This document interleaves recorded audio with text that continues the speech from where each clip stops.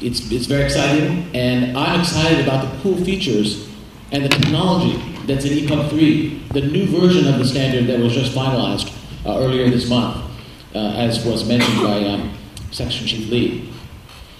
But excited as I am, I'm not going to talk about what's new technology-wise in EPUB3 today at all. Instead, I'm going to talk about the business impact of EPUB3. And other speakers later today will be showing more of the technology. So I'll have to leave that to them. The IDPF mission, the International Digital Publishing Forum, is to enhance global availability, richness, and accessibility of digital publications. We're a nonprofit trade and standards organization with over 250 members from all parts of the value chain worldwide, including, as mentioned by Vice Chairman Pang, over 30 members here in Taiwan, for which I'm very grateful. We accomplished this mission by working on EPUB, the Open Interoperable Standard for Digital Publishing.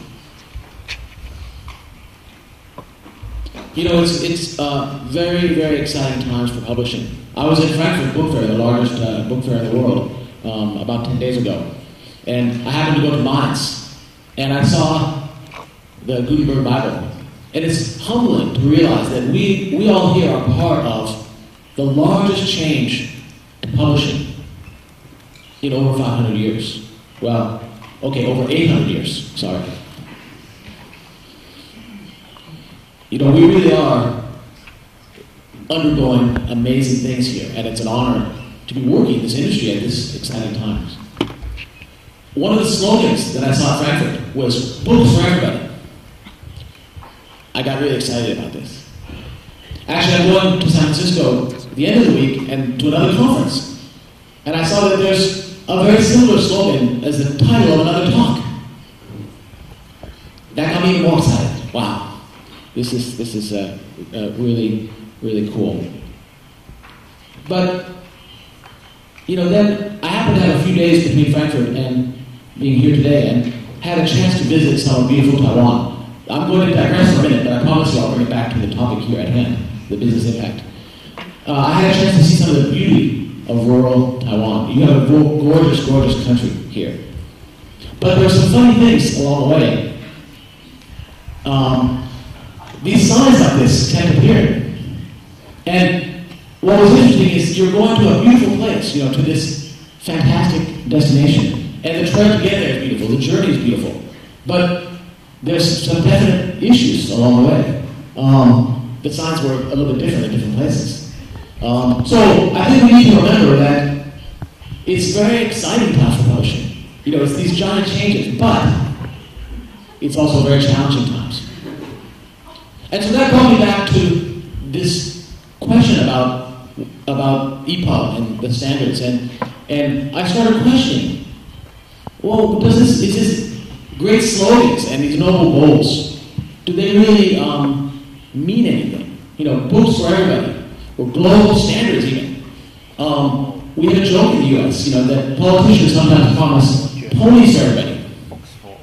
You know, it's not very realistic and it's not very meaningful. It's not very actionable. So, despite being honored by Vice President Ling's mention about his wishes for the success or promotion of EPUB, actually, I believe that the standards are worthless. The standard is of no value. Some people call the standards plumbing. I think that's even giving standards too much credit. Because you can connect water sources to a fountain without using plumbing. I think of standards as a blueprint for making components of plumbing more efficient. You use standards standard plumbing fittings when you build a house, not because of some noble goals or great inspired things, or not because you like standards, but because they make it cheaper and faster to build your house. And so what I wish success for the business of digital publishing.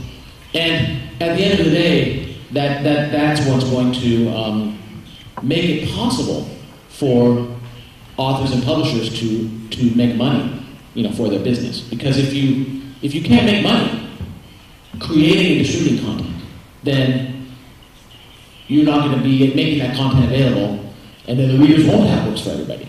Books for everybody means we've got to have a business here that makes money for everybody. So my focus today then, for the rest of this time, will be on how EPUB3 impacts your business. So first of all, many of you know that EPUB now has global language support.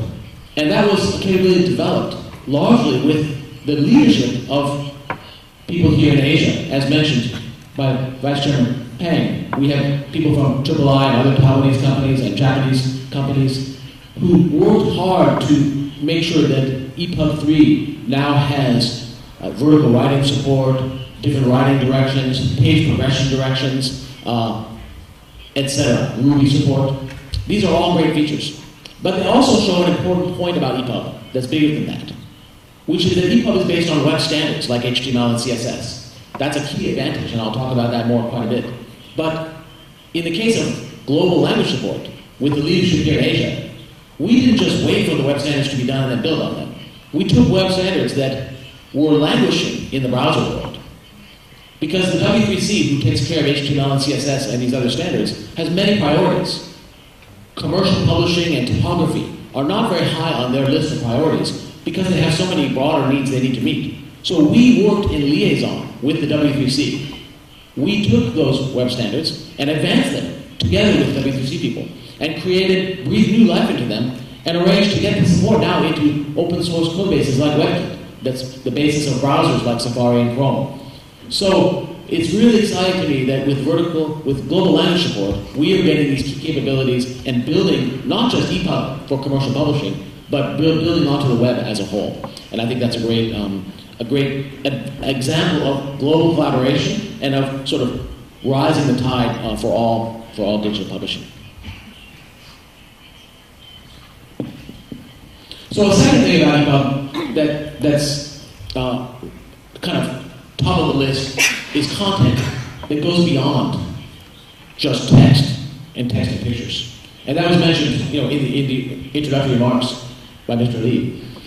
EPUB3 makes it possible to have enhanced and interactive content. I believe that's going to be incredibly important for children's entertainment books. It's going to be very important for learning materials, so that a textbook can have integrated multimedia. A textbook can have simulations and engaging interactions and assessments built in. I think we'll see some examples of those from the other speakers later in the day. So that's very exciting capabilities. And it's important to note that in the case of EPUB3, we're enabling them everywhere. For offline consumption, for online consumptions, across all devices. Because it's based on web standards, and because EPUB is an open standard that can be supported everywhere, we are making it possible for publishers to create interactive content that works everywhere. Of course, there's other ways to create interactive content, but with EPUB, you can do it in a way that works everywhere. Because EPUB is based on HTML5. And it's scalable. We may not like to think about it in publishing, that we're a factory. But in fact, it's really important to publishing that the processes for creating content be scalable and replicable. You can't afford to create each title with a budget of a game studio or an app developer.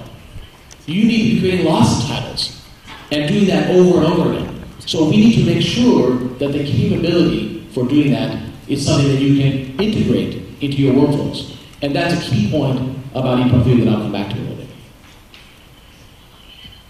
Now, HTML5, I've been talking about how great it is, but it's optimized for web applications. That's was really the focus of the HTML5 additions to the previous version of HTML.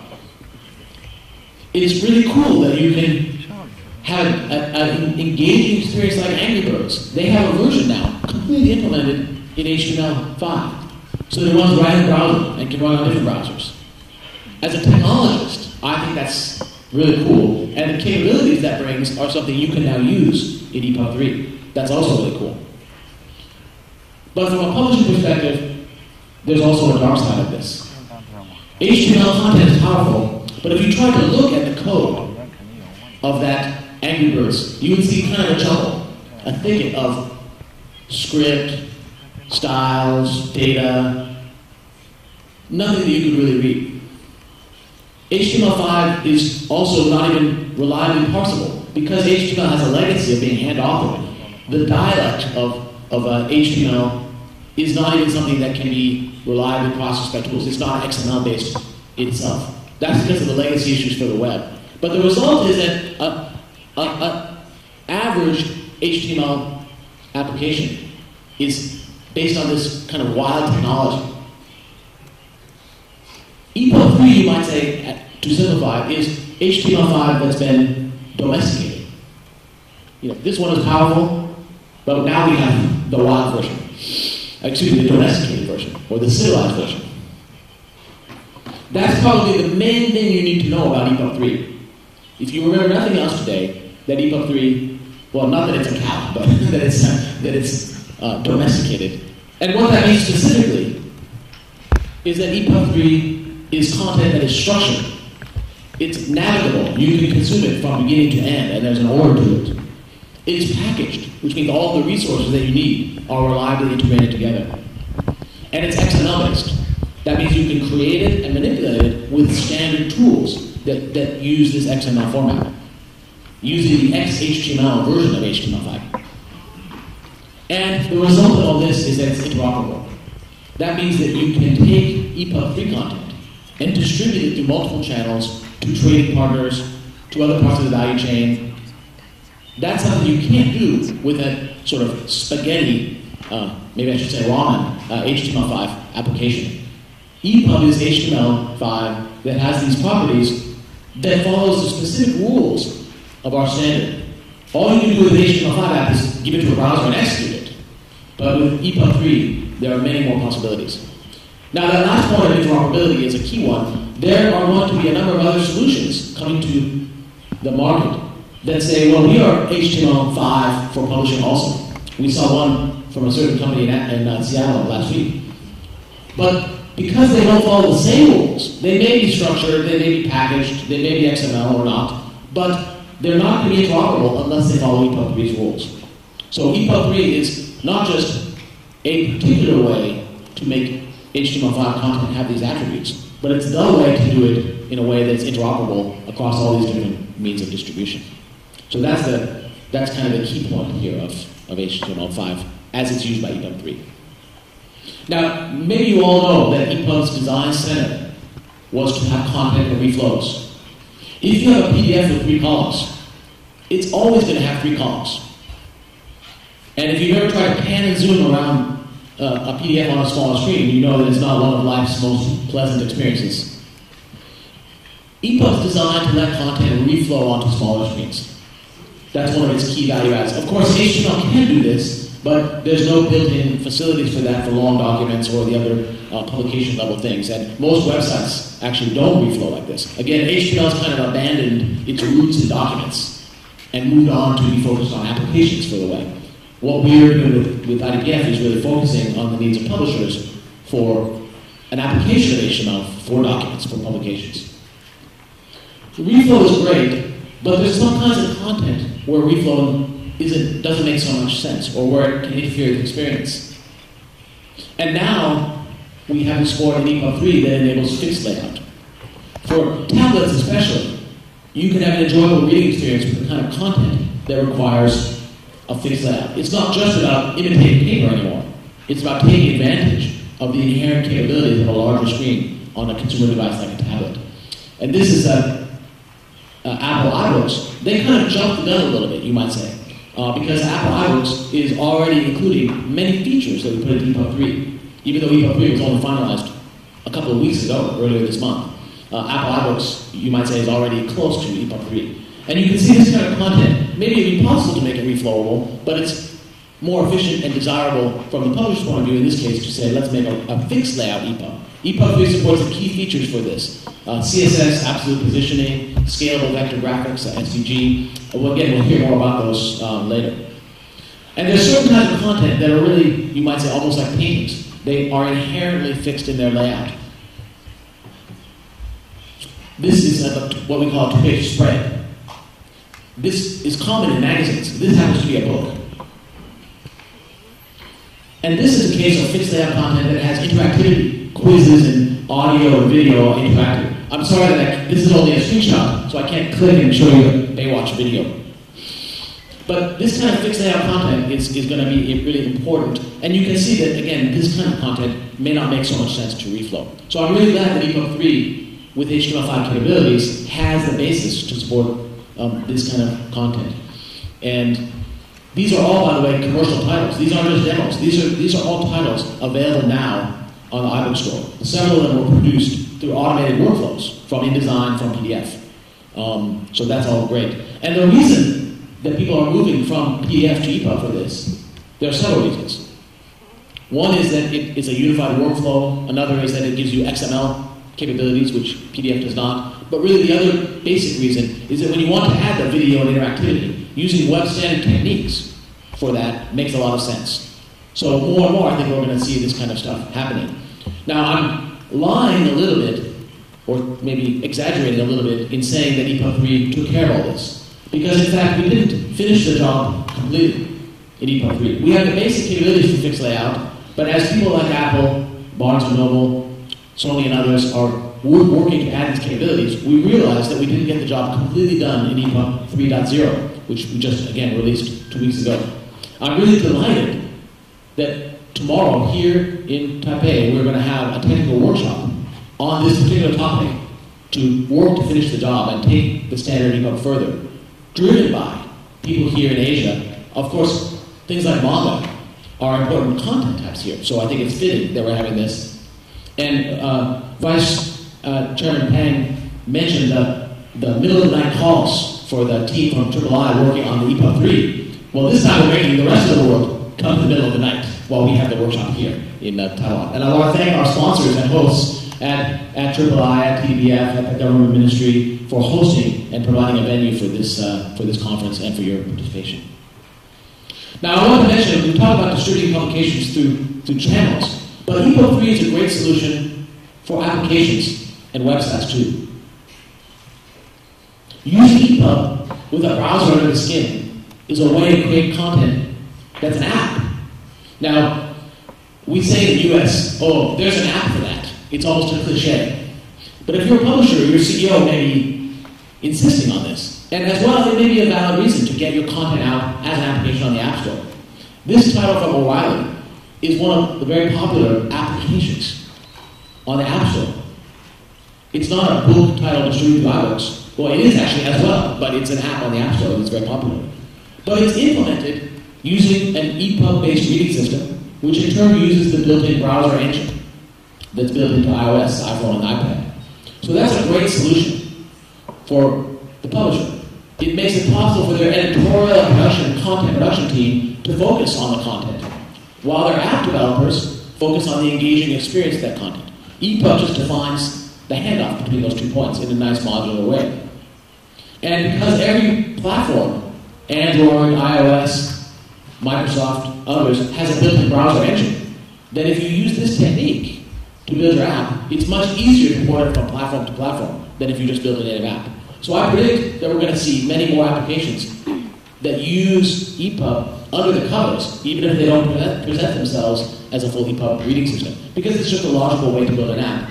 It's also, in many cases, a logical way to build a website.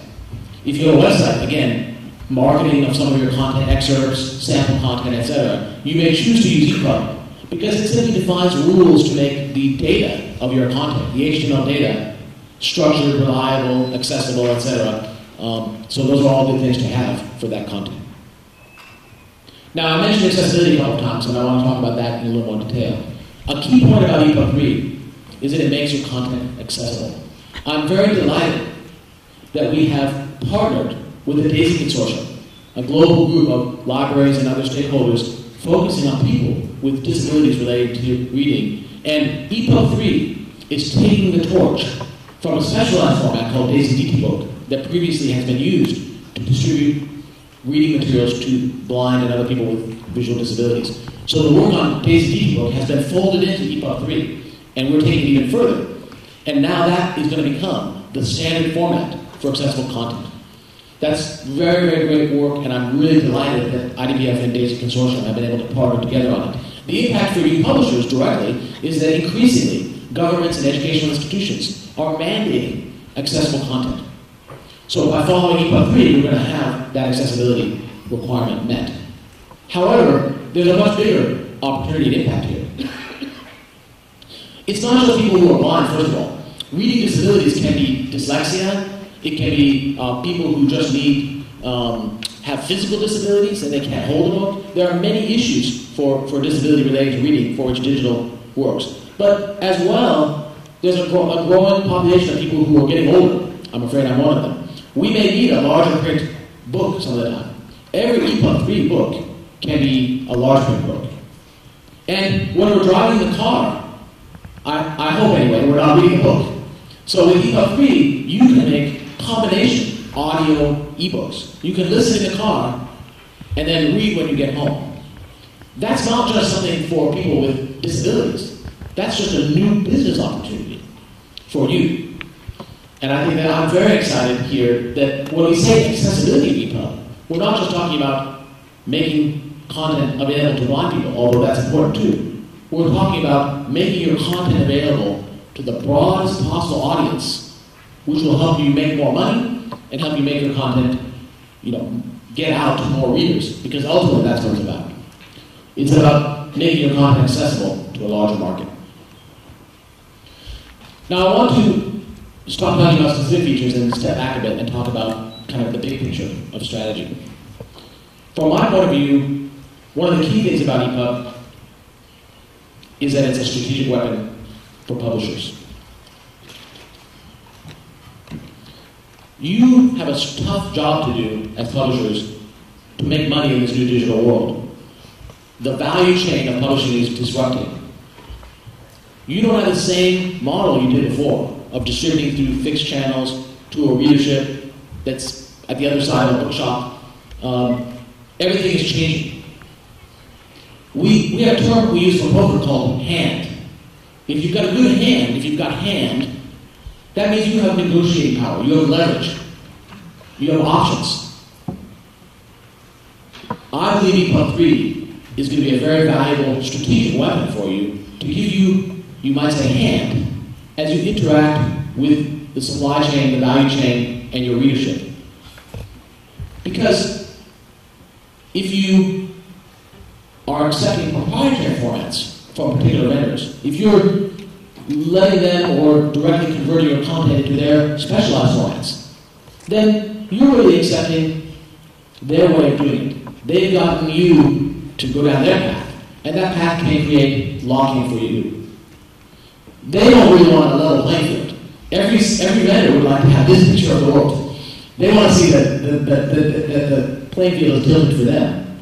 But as publishers, you would rather get your content out through many channels and to as many readers as possible. You don't want to be locked into a rigged game like this. Now, some of you here in the audience are representing solution providers and vendors. And I acknowledge that you may prefer this outcome for your company. But the reality is, very few of you can actually achieve this outcome. And so, with IDPF, we're working to make the playing field level. And we think that for most vendors and solution providers, that's the best outcome. That's why I'm delighted that we have already seen adoption of EPUB from vendors like Sony, Barnes & Noble, Kobo, Apple, Adobe, and others. It's not that they wouldn't like this picture, but they realize that in the modern world of open standards, the level playing field is the right goal to seek. And from a publishing perspective, of course, what you don't want is to be locked in or locked out. You don't want to have somebody end up keeping you in their ghetto, their locked region. Because of that, you've gone down the path of converting content for them. The other issues about that relate to the brand. You may find that as you convert content to proprietary formats, artifacts and errors creep in. In the United States, where ebooks have been taking off, we're already seeing many consumer complaints about the quality. So it's your content. Ultimately, if there's a problem with it through conversion, that's going to reflect back on authors and publishers. And the worst case result here is even worse than that. It's possible, and with the market share situation in the United States, it even seems, by some people's measures, likely, that a single company could end up controlling all distribution of commercial content. That would be a very bad outcome for publishers. Now, we've had some, you might say, benevolent dictatorships in the past. I worked at Adobe, and PostScript and PDF were standards set unilaterally by Adobe, to be frank.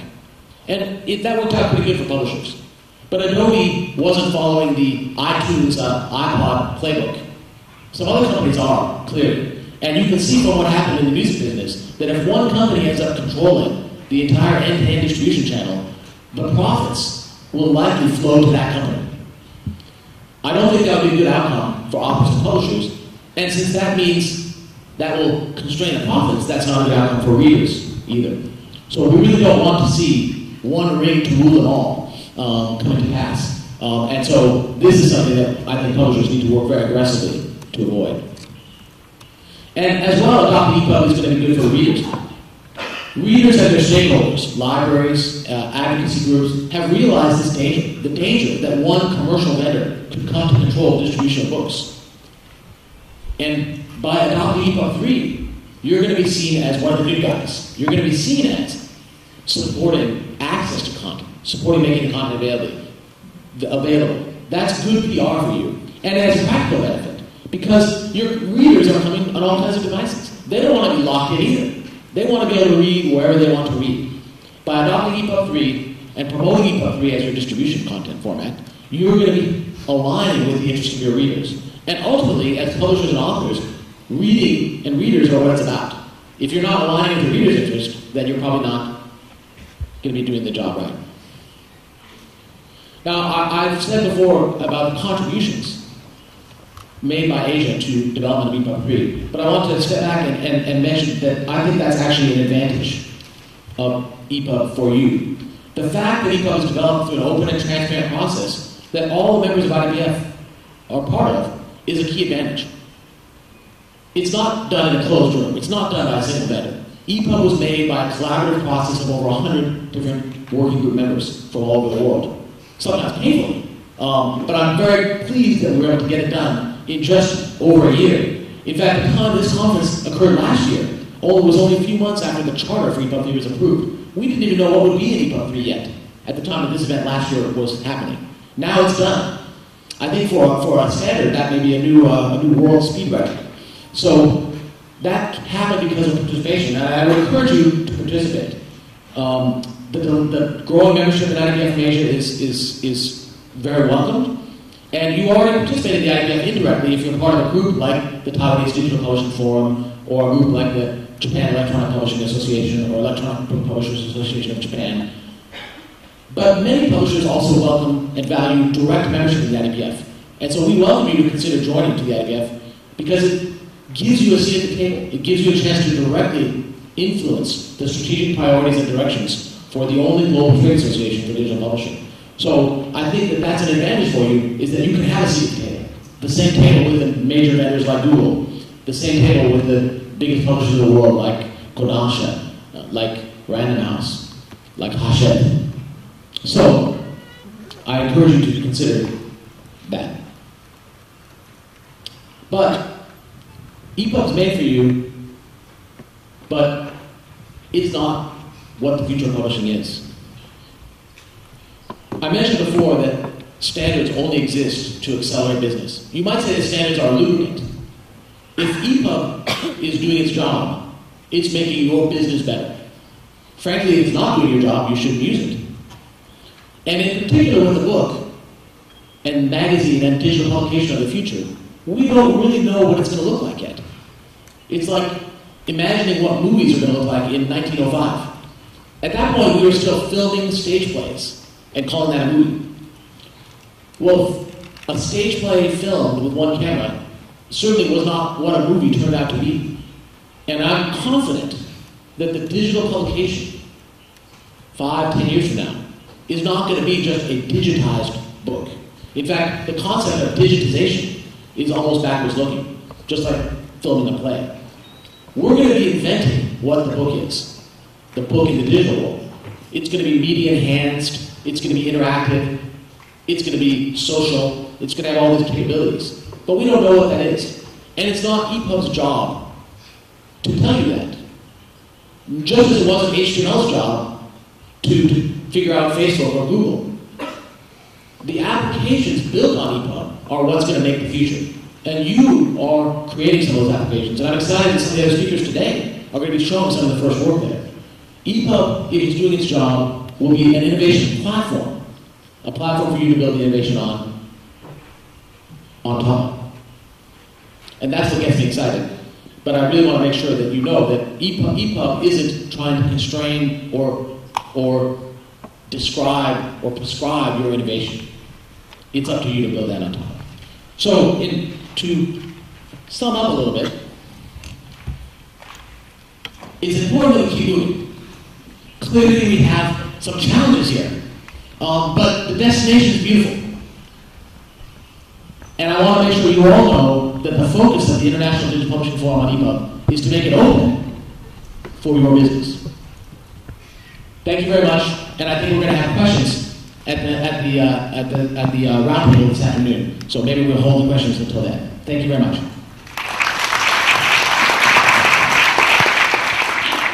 非常感谢 Mr. Bill McCoy 的演说。